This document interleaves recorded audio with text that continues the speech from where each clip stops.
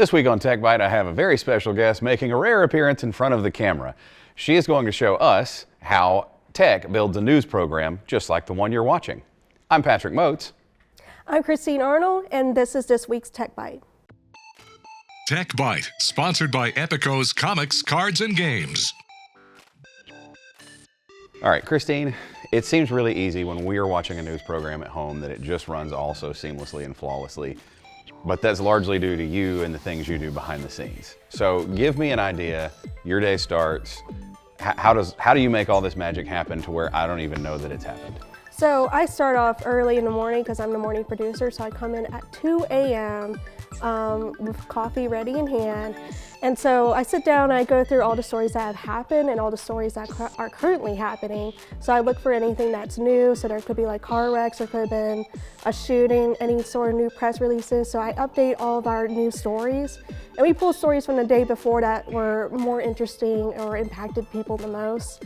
So I gather them all together, make some little clever like teases, puns. We love puns here. And then I just kind of make my magic, basically take a puzzle and put it into one full image. And then I send it off to our production department who would just read my coding basically and just generally know exactly what I want for the show, and then they make that happen, though I do sometimes have to give a little extra direction on the other side. Okay, so what happens when, let's just say you're in the newsroom, you're putting all this together, the phone rings, and somebody calls you and says, Khristine, this really awesome thing is happening. Send your cameras out right now. How easy is that to do? It's not quite easy. We always have to focus on prioritizing our reporters and our equipment and our stories and our time, especially our time.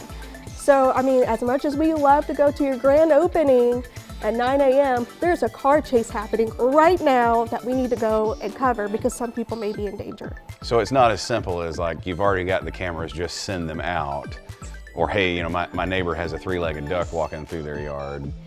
You can't just push the red button and send people on their way. Depending on the severity, if it is like something really bad, like evacuations, we will actually drop everything and head off for that, but not for a grand opening because that's just not our priority. Gotcha. And it doesn't mean it's not important. It is still important, but we need to use our time wisely. You know, you've said like you look at stories from yesterday to see what goes into the news program today.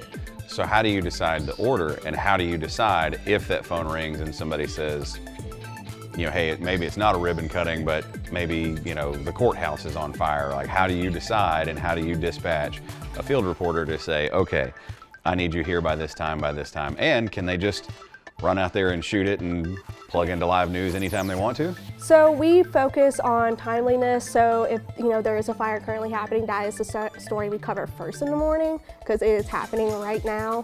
And we just continue going down by like what's the most recent, what's the oldest. Sometimes we go by what's more important, what's more impactful. So sometimes we always typically do local news down to the national. Lately, we're having to swap it to national news to local news because there's, what's happening right now with our economy. It's affecting people's wallets significantly. If you have questions or you need to get your story live on the scene, you can email Khristine here on the screen. If you have questions about today's episode or you need to see us feature your idea, please shoot me an email. I'm Patrick Moats.